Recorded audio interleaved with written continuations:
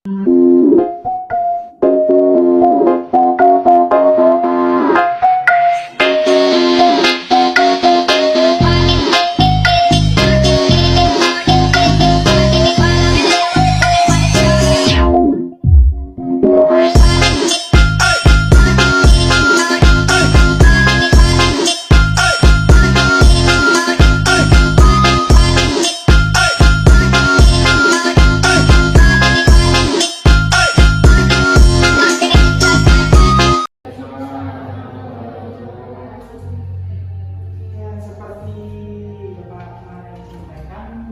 12 itu tarik nomor 1 bab 1 itu materi tentang sejarah masuknya Islam di Indonesia. Terus kemarin karena lulus ketemu, saya baru kenal, belum tahu juga namanya siapa, masih nama panggilan aja.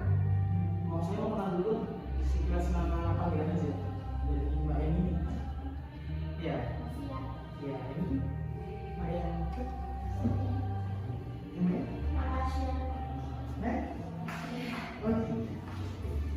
Jadi kemarin karena ada sempat saya jelasin beberapa hal tentang drama Islam di Indonesia, terus saya janji mau masuk video bagaimana drama Islam di Indonesia menurut beberapa teori Gujarat, teori Arabia, sama teori Persia.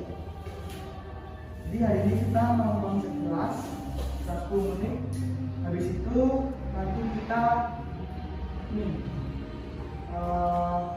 rangkuman ya, bagaimana ini tentang materi teori. Oke, sampai dulu ya.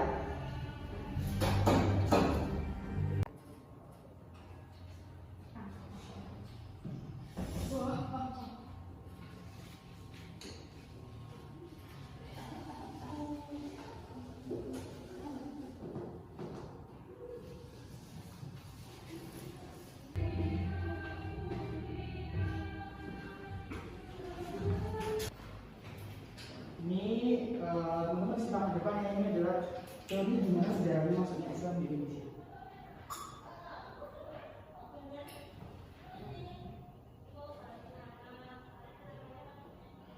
Indonesia memiliki sejarah panjang tentang bagaimana agama Islam masuk ke Indonesia. Dari awal mula sejarah masuknya Islam di Indonesia hingga menjadi agama dengan popularitas besar di Nusantara. Banyak teori yang membayangkan menggambarkan Islam masuk pada masa awal-awal Hijriah atau sekitar tahun 700 Masehi. Dibuktikan dengan adanya kampung Arab atau pemukiman Arab di pesisir barat pantai Sumatera yang banyak dijumpai oleh para pedagang pada masa itu. Selamat datang kembali di channel Jajan Terus, channel yang akan membahas tentang sejarah, religi, mitos, legenda, dan keindahan akan ada di setiap hari Senin. Gini, gimana sih Islam itu bisa masuk ke Indonesia? Kan awalnya kan kita ini kan ya kerajaan-kerajaan itu ya, kayak Majapahit, di situ Sriwijaya, di situ ada kerajaan Utara, semua yang berbasis agamanya Buddha dan Hindu. Nah, gimana kok sampai sekarang sampai detik ini tuh Islam jadi agama yang mayoritas di Indonesia? Padahal kan dulu sejarahnya kan kita kerajaan-kerajaan. Nah, itu yang akan kita bahas. Ada beberapa teori yang mengatakan bahwa Islam itu datang dari pedagang, Islam itu datang dari kalangan-kalangan masalah itu. Nah, dari itu ada 3 yang di buku buat teman-teman itu, ada teori Gujarat, teori Persia, sama teori Arabia. Nah, teori Gujarat di gambar ini ada 3 orang, masing-masing orang itu bawa agama Islam, yang dari orang Arab, yang dari orang Persia, sama dari orang Gujarat. Nah, mereka tuh bawa Islam dengan cara mereka masing-masing.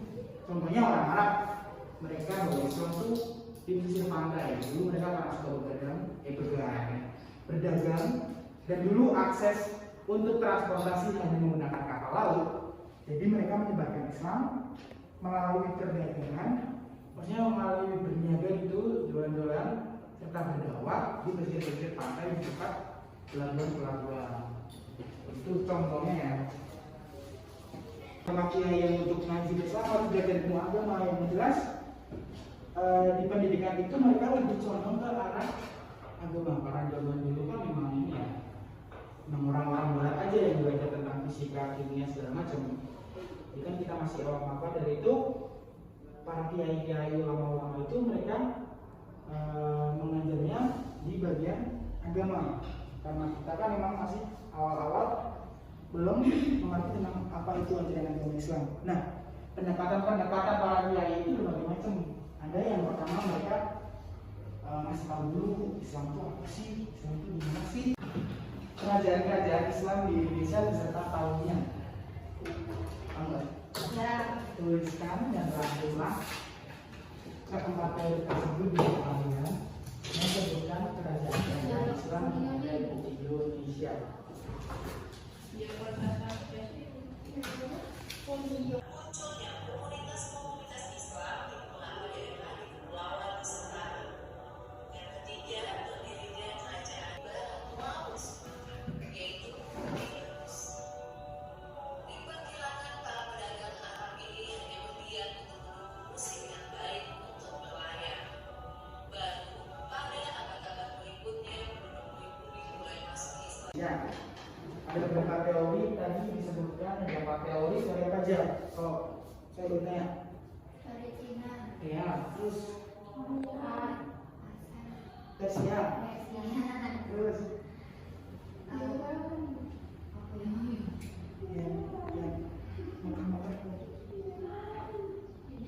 Arab. ya, Arab, Cina, Persia, Arab sebelumnya. Iya, Persia itu India. Hujan? Gujarat. Iya, betul, Gujarat. Jadi masing-masing teori tersebut itu mengatakan bahwasanya Islam masuk Indonesia dengan masing-masing cara. Ada yang dari perdagangan, kemudian ada yang dari pendidikan, ada yang dari perkawinan, segala macam. Nah, habis Islam masuk ke Indonesia, kemudian Islam itu menyebar luas ke masing-masing penjuru di Indonesia. Contohnya di Maluku tadi, di Sumatera, di daerah Jawa. Terus timbullah kerajaan-kerajaan Islam. Kerajaan-kerajaan Islam yang kalian tahu apa aja? Coba sebutin saja. Samudra Pasai, Demak. Ada lagi?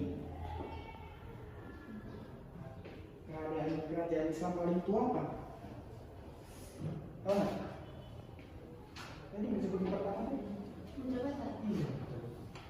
Nah, habis kerajaan-kerajaan tersebut berdiri, kemudian Islam itu menebar semakin luas dengan berbagai macam teori. Tadi misal ya, jadi yang dibilang perkawinan.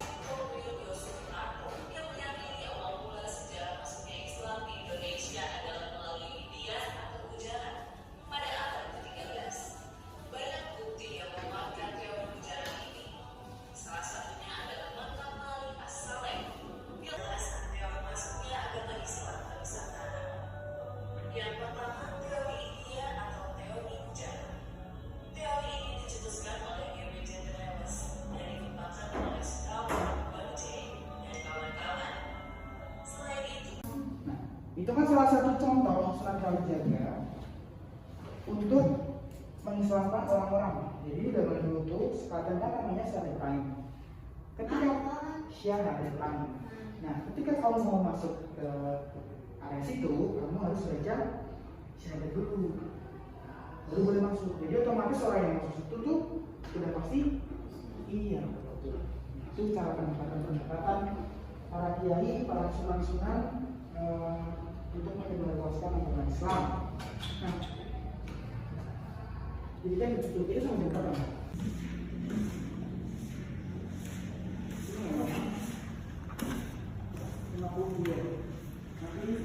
Nanti bisa difoto, didaulat.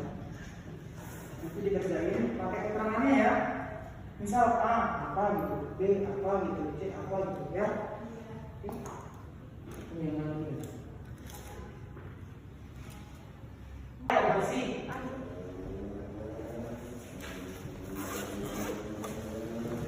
Kayak bersih. Kayak sekali kalian lagi gimana? Terus kayak bersih dia, kayak ini berkalian dia, bersih berkalian dia, secara pakaian. Yo, sih bersih. Yang penting bersih dari nah. Nek layak yo, layak selain tane lah.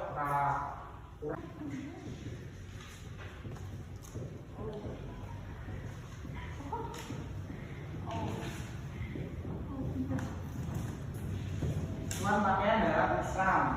Pertama ada untuk aurat.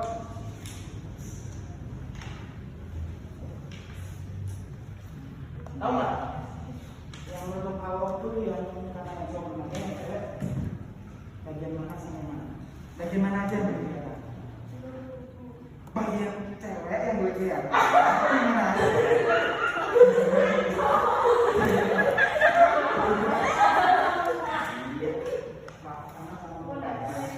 Sama muka ya. Berarti yang lain nggak boleh kali.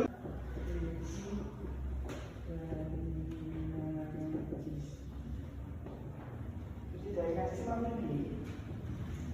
Najis sih ada berapa? Sekarang sudah pas.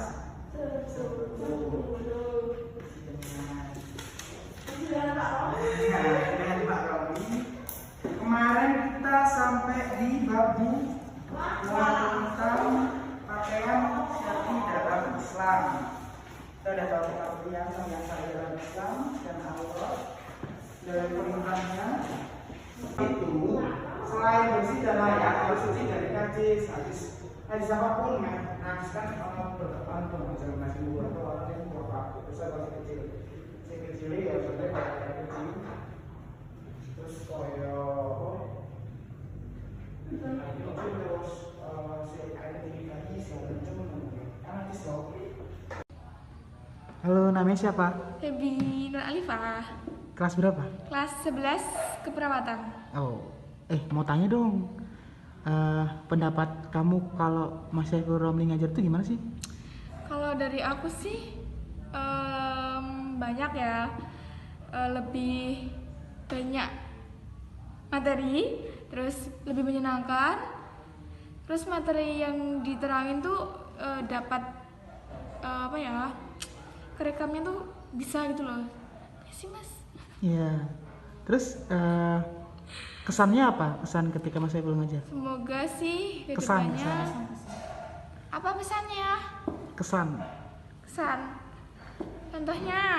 Ya, misal Mas Saiful tuh beda dari guru yang lain iya. atau gimana gitu. Kalau Mas Ramli tuh ini suka banyak bercanda, tapi setelah ngajar gitu, terus apa ya? Udah deh, itu aja. Terus pesannya buat Mas Saiful Romli kedepannya apa? Apa ya? Kedepannya lebih semangat lagi. Apalagi udah punya ayang. Aduh, udah punya ayang deh. Dadah. Udah. See you. See ya. Halo. Hai. Namanya siapa nih? Ya, ini namanya siapa yang kiri? Dia berisi dari 12 askap. Ayu Lansari dari 12 Askap. Nih, ini kita mau nanya ya, Iya. pendapat kalian tentang aku sama Romli, Nurmadania sama Saiful Romli pas ngajar tuh gimana? Enak. Emang dipangan. Enak ya, terus ngejelasin juga cetok. Terus kecepetan. Kecepetan terus le ngomong ki kurang cetong nah lho, Mbak. Ngono kuwi lah wis. Terus kesannya apa nih? Kesan ketika Kesannya- kita ngajar? Kesan. Apa ya? Abi apa tuh? Kesannya apa, Mbak? Ngajarnya seru nggak sih kalau di kelas? Seru. Serunya gimana? Biasanya kita membahas akhirat gitu kan. Iya. Terus diajak bercanda juga, bisa curhat, enak diajak bicara, friendly. Terus pesan buat kita ke depannya Semangat belajarnya, dimudahkan skripsinya, nilainya yang bagus. Amin. Sholat 5 waktu. Dikasih jodoh sih. Kayak Rabi aja nanti ngundang lomba. ya Pak. pasti.